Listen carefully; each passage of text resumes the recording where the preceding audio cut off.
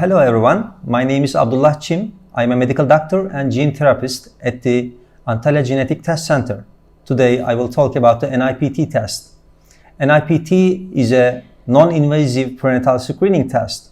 It is a state-of-the-art genetic test that enables us the screening of the chromosomes in the fetus by isolating fetal DNA from the mother's blood sample without any harm to the baby or to the mother. What is fetal DNA?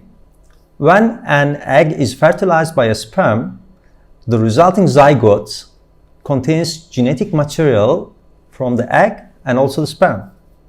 As the zygote divides and develops, the genetic material found in all the cells of the developing fetus is called fetal DNA. Fetal DNA contains genetic instructions that determine the physical and functional characteristics of the fetus, including its appearance, growth, and the development. How fetal DNA circulates in the mother's blood? Fetal DNA found in the mother's bloodstream is derived from the placental cells.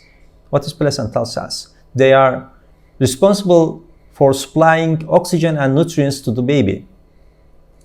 The placental cells release small amount of DNA into the mother's bloodstream and they circulate in the mother's blood during the pregnancy. These circulating cells, DNAs are also called cell-free DNA, cfDNA, or extracellular DNA. By the 10th week of pregnancy, this fetal DNA reaches to a level that can be isolated and analyzed. We are working on fetal fractions. In our reports, all the reports of NIPT test, you should see the fetal fractions. What is fetal fractions? It's a part of circulating DNA in the mother's blood that released from the fetus, and it is expressed as a percentage value. How about the goal of the NIPT? Why we do this test?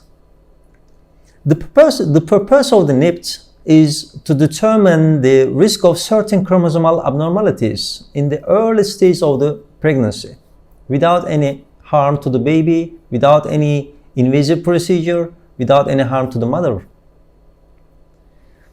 So the most common fetal chromosomal diseases in the community are screened by this test by isolating placental cell-free DNA using just one tube of blood taken from the expectant mother.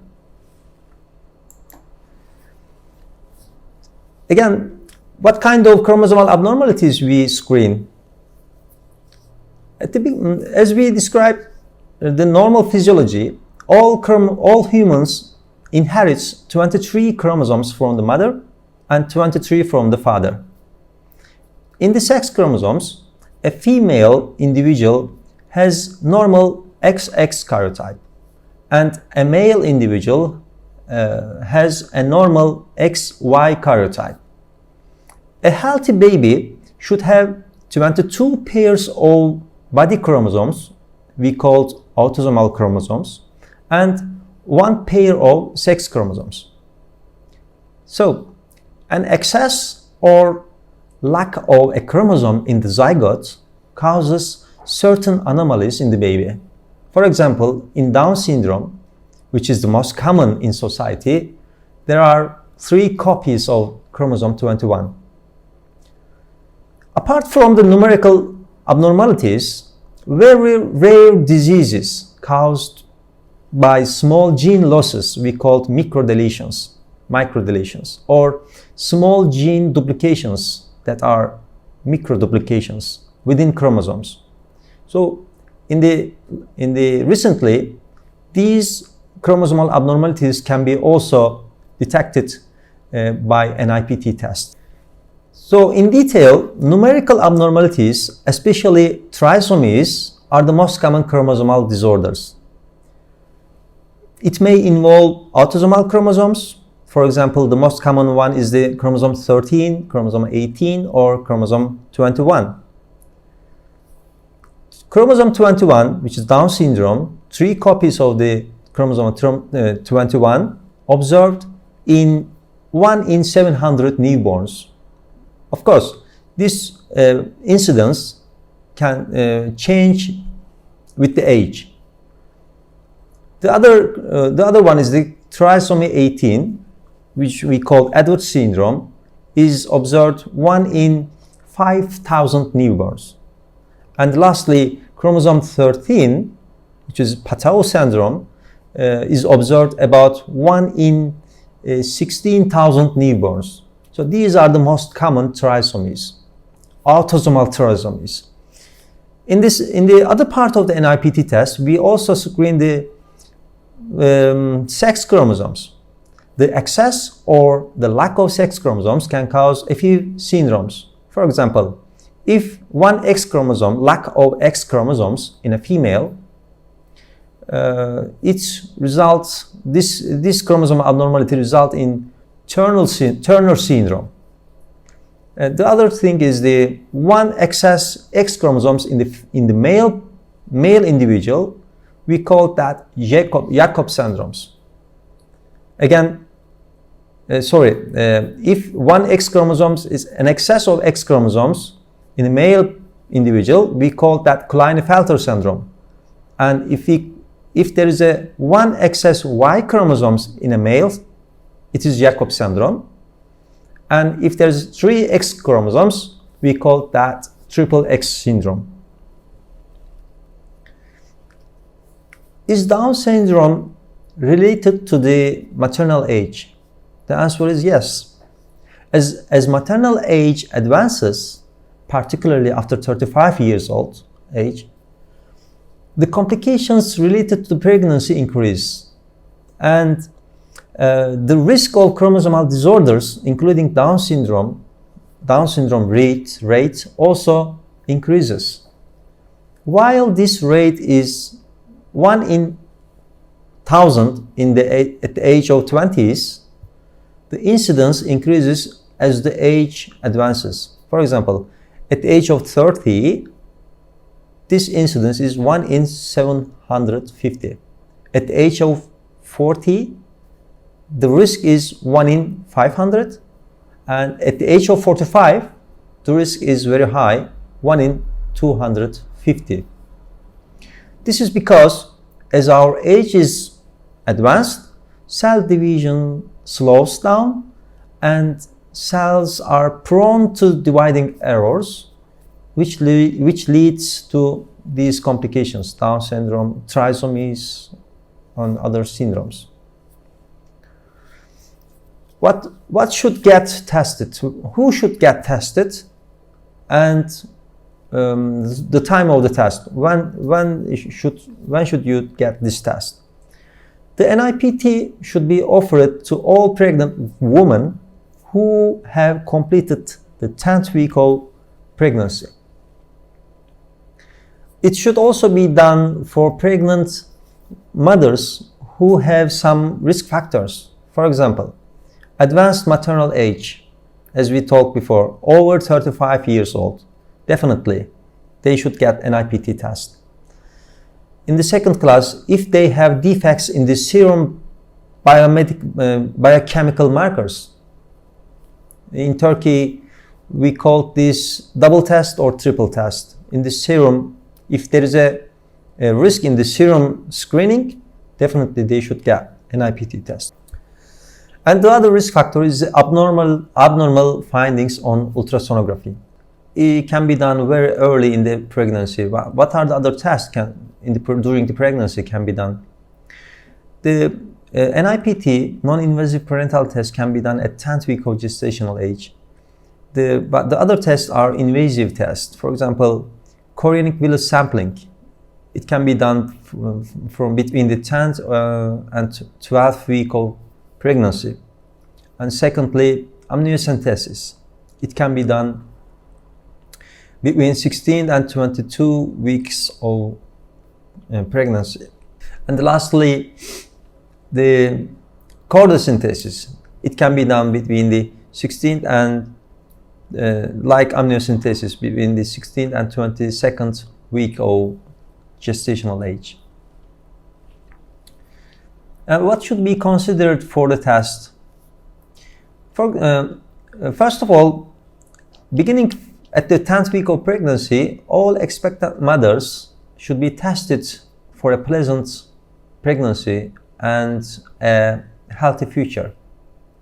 And also, you should consider about the place where you tested.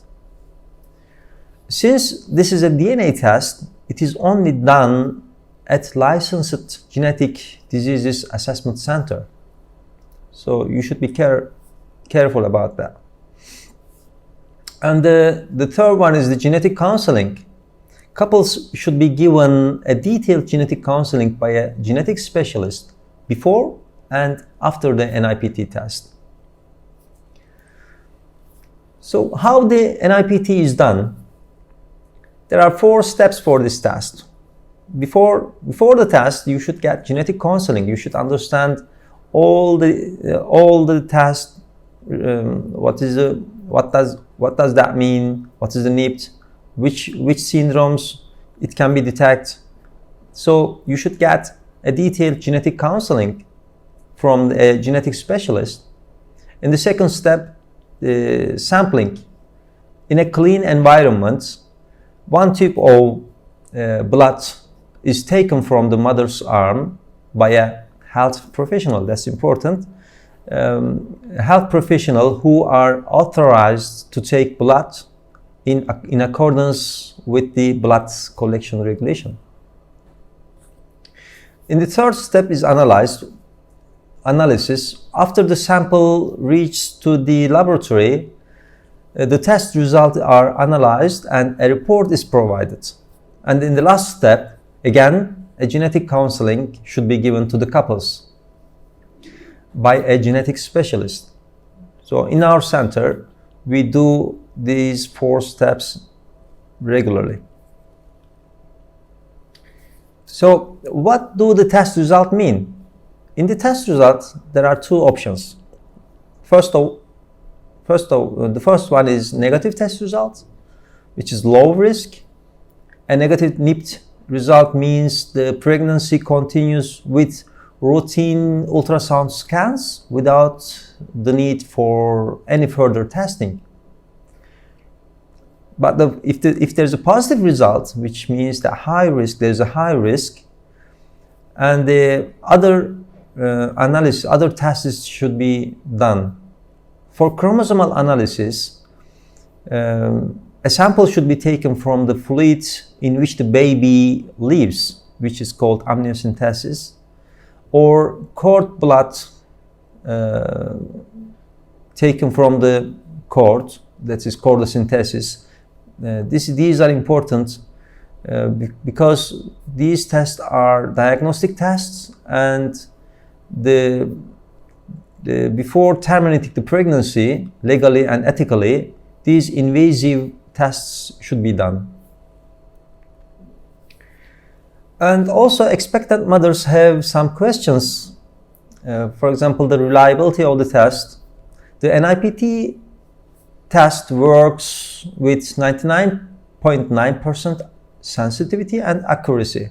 So there's no test in the genetics gives 100%, but it's a very, very accurate and very sensitive test, 99.9%. The second question is the time of the results.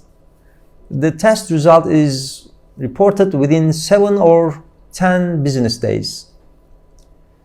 And also, how about the twin pregnancies?